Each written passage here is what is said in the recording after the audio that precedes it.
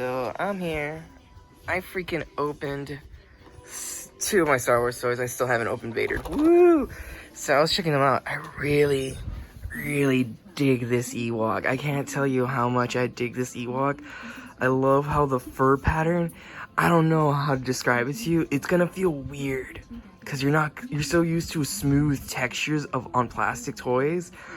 But like this fur texture is like a nice soft rubbery plastic on top of like, it's weird. It feels soft and rubbery, but it's also really solid, and it kind of just it sends your touch sensation just kind of like weird, because it's like it looks like a teddy bear, but it doesn't feel like a teddy bear because of like the sharp looking mold of the fur, but it's actually not sharp. It just feels weird, and it kind of feels nice because it's just so different from smooth textures. But man, this teddy bear is pretty epic. He came with a little dagger, came with a little battle rock axe, and came with a little spear, and he's just like, I'm gonna murder you, dog. I look like a Native American in tiny little alien bear form.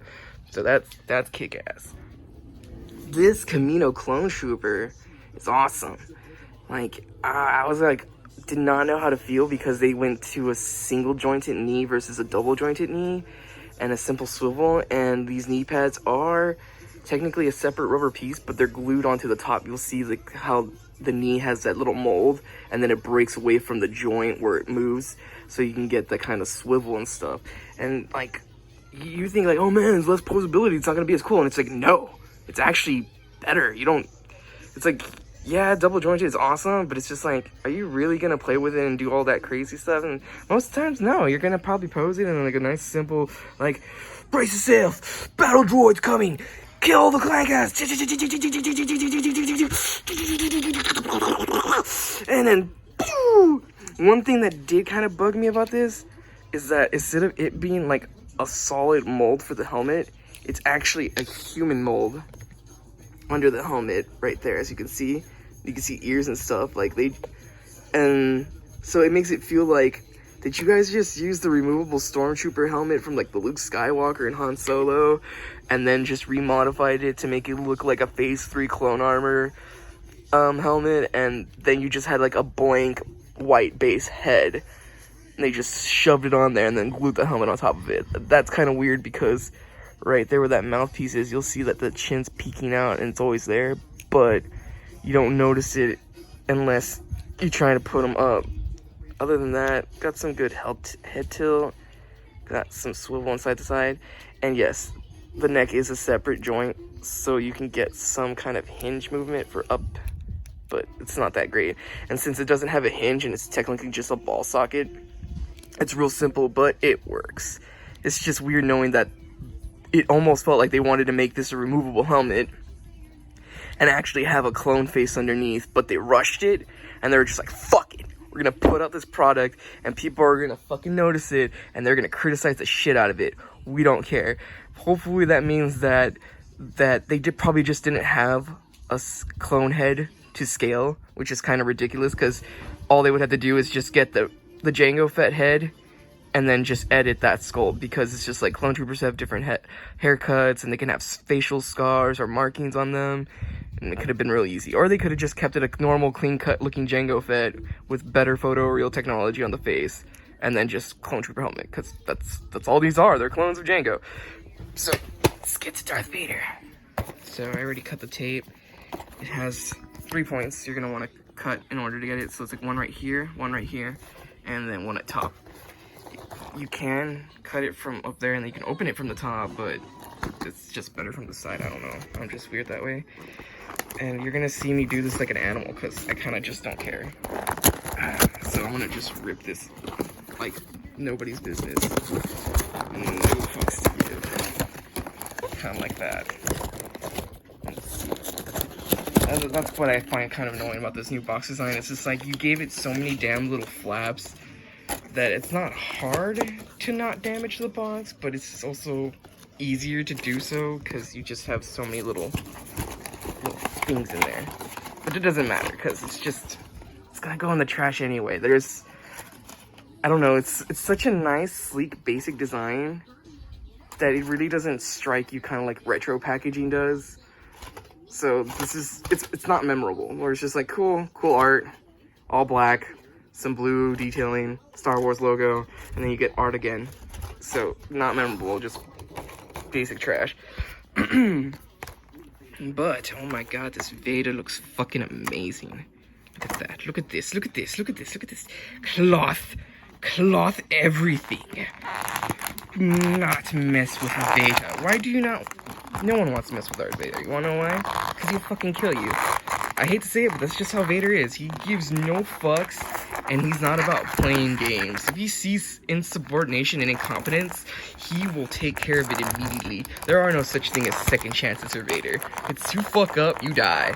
It's simple as that. You thought Megatron was like, oh man, Megatron's the worst boss in the world, because like, he always gets mad at Starscream. Starscream always fails him. I'm like, yeah, but he's always giving Starscream's chances up until the movie where he kills him and turns him to Stardust because he becomes Galvatron. But other than that, Starscream's a total bitch-ass punk.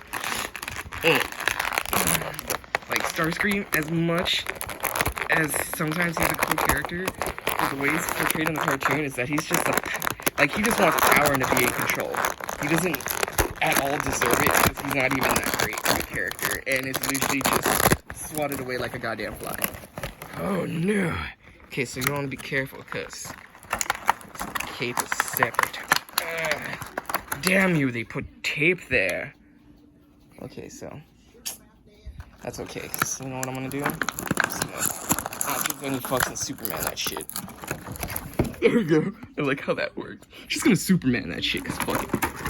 Don't wanna rip that glorious cloth cape. Pull it out of there. Oh my gosh, it flows in the wind. Hold up. Yes. Excellent, most excellent indeed. Where is the princess? I'm going to kill her immediately. I love that little silver color on the bottom of the helmet that breaks away from the rest of it because it's all black.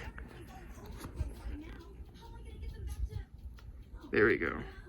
Got my camera to focus. But see how it's silver on the bottom? Then black, but then you have like a silver brush to it to give it that shine and sheen and glimmer. And that metallic look. Oh my god, it looks so beautiful. Darth Vader, why is so cool? So he has a fucking epic cape. Jesus Christ, my brother was not kidding when his cape is like way bigger than the figure. But he's got this epic big cloth cape. It's just gonna flow in the goddamn wind.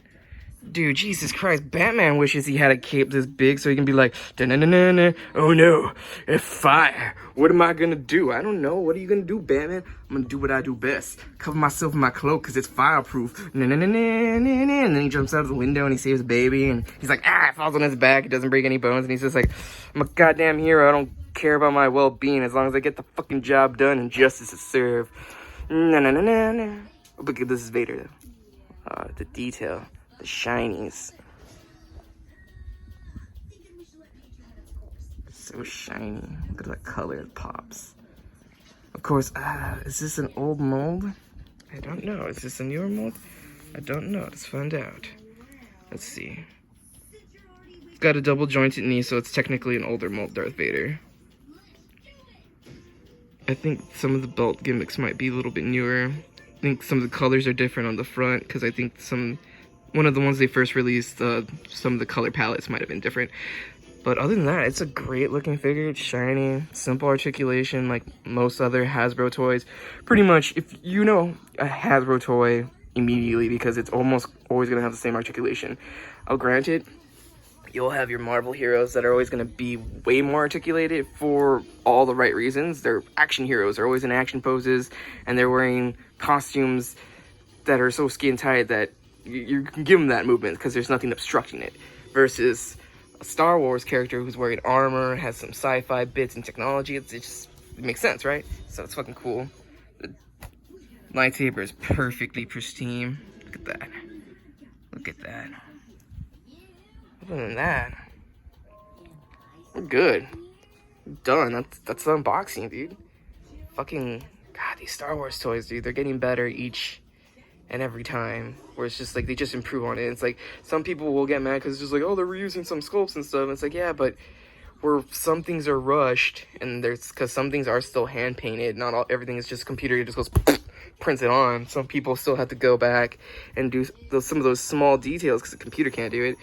But it's nice. And then you also have people that work in the factories and they have to like look at all this stuff. So sometimes toys don't look that great. Sometimes toys get rushed. Sometimes these people are overworked and they're not able to catch the defects and they're not able to, you know, separate them from the good and the bad eggs.